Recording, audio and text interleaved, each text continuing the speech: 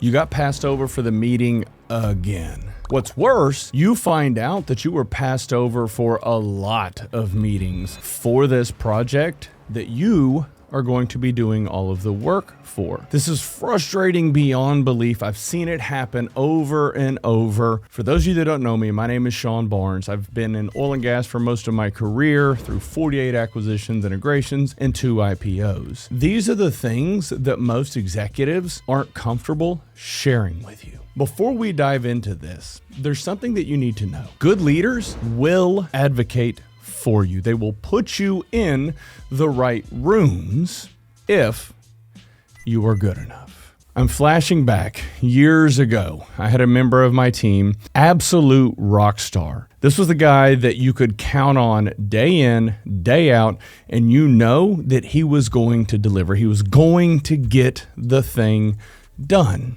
This is a good thing. This is what most executives and senior leaders are looking for whenever it comes to hiring the right people, bringing them into the fold, and then advocating for them, giving them opportunities to do more and more. The issue, he had a tendency to always find the dark side of things. He was always frustrated, always leaning into negativity, finding the thing that was wrong, getting upset. Oh, well, they're just an idiot. They just don't get it. Oh, why don't they get it? And this happened over and over and over. It didn't matter how many times I would try to pull him out of that dark place. It didn't matter how many times I tried to spin it so that he could think about the positive side of things. Yes, they are idiots. That's why they need us. This is a good thing because we can help them solve their problems. We can show them a better way. Now, after a long enough period of time, I realized that I stopped pulling him into certain meetings. Not because he didn't know how to deliver, but it was because I didn't want that negativity associated with me. This was a subtle shift, and I didn't recognize that I was doing it at first, but over time, I started to pick up on the fact that, I'm actually not including him in these conversations. Why is that? It took a lot of reflection for me as a senior leader to kind of figure out what was going on and then figure out how to try to guide him through the next few months. Actually, it was more than a year, if I'm being honest, and trying to get him to a better place. This involved coaching and guiding. Ultimately, it didn't work out. I haven't had conversations with him in many years at this point in time, but the lesson still sticks.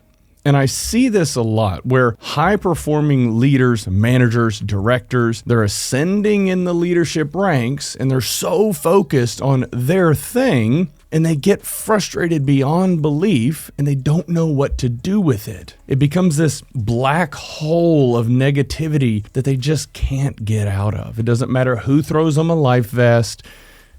They just can't work their way out of it.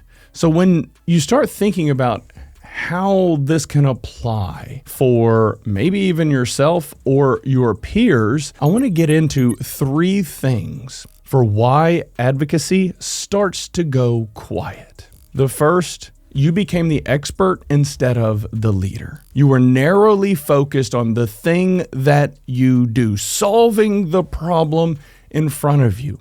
This is great. This is perfect for those that are highly technical, your project managers, and even some directors. You have to solve your thing first. You have to get your house in order, but it's not everything. You have to shift to be able to fix this.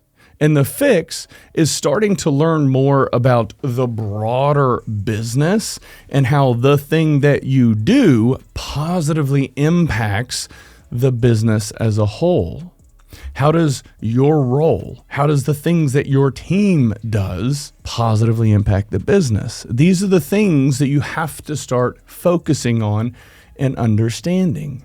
You have to start solving bigger problems. And when you find yourself in a situation where you can actually start solving bigger problems, it can actually shine a little bit of a light because it's inspirational. It can motivate you. When you start getting some wins under your belt, it starts to send you into more of a positive headspace because you know that you are creating an impact, that your work has meaning. And when you come into these conversations, and even though there is a challenge or issue, you think, you know what? I bet we could fix this if we did this. Jason, what are your thoughts if we do this? That subtle little shift to being the problem solver and leaning into optimism, that is where we have to go. The next thing that I want to touch on is you being politically miscalibrated. I know. Sean, I hate the game. I hate the politics. I'm not going to do it. Okay, but also understand that larger organizations have politics. It's part of the game. I'm not saying that you have to learn how to navigate them so that you can be manipulative and self-serving. What I'm telling you is you have to learn how to navigate them so that you can start getting some wins under your belt, so that you can better position yourself and your team for success. A lot of directors struggle with this. They sit with this tension and frustration around, I hate the politics. I hate dealing with them. And again, it's just the reality of the world. The sky is blue, the grass is green. It is what it is. Learning how to navigate corporate politics, it's not manipulation. It's understanding what motivates people. This is just part of leadership. How do we fix it? You have to start to understand the motivations of all of the people involved. Understand what's important to Claire. Understand what's important to Sally. Understand who you need on your team, who you need to be an advocate for you to be able to move things forward and solve problems. Another element here is understanding who connects with who. Who are the executives that are BFFs, that are always hanging out together, always playing golf or fishing or hunting? Understanding those connections, understanding how much influence or sway they have, and then spending time building a relationship with them. You build a relationship with them so that you can help them achieve their goals. And when you help them achieve their goals, they will view you in a more positive light. When they view you in a positive light, they are going to be more likely to be able to advocate for you and help set you and your team up for success. The third thing that I want to touch on is you ultimately became too expensive to advocate for. When you have this negative mindset, it kills your chances for exposure. Your boss is going to be focused on, does this person make me look good? Does this person make my team look good? If not, you know what they're going to be doing. It's tucking you away in a corner so that you can hide in the closet and just get things done, but not giving you the exposure and opportunity to be seen that you deserve because you're solving problems. Stop approaching everything with, they are the problem. They're an idiot. You can't control they or them. You can only control yourself. You can influence them. You can educate them. You can inspire them and teach them. You can't control them. You have to start surrounding yourself with other people that have a positive mindset and start leaning into them, having conversations, building relationships, building trust, and start teaching them how to solve problems. These little things, while subtle, can make all the difference in the world. Over the years, I found a few questions that I can ask myself to better understand if I am falling into this trap or if others are falling into this trap. The first thing that I want you to ask yourself is, when was the last time that your boss asked your opinion on something that was outside of your area of responsibility? You might not know the answer, But if they are asking you those types of questions, it's a signal that they appreciate and respect you. It's a sign that they know that you can bring more to the table.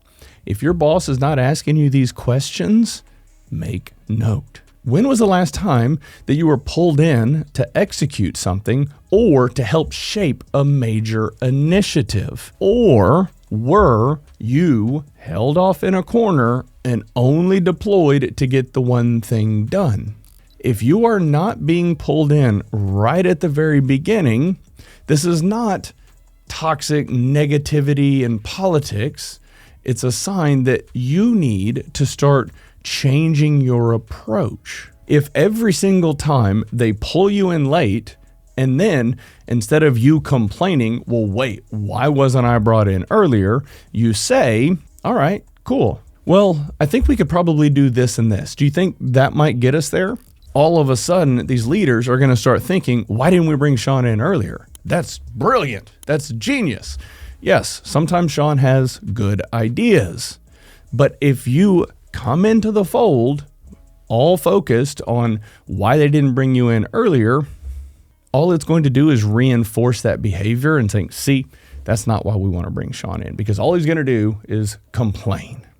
The last question that I want you to ask yourself, who are the 3 vice presidents or senior leaders outside of your team that would advocate for you today?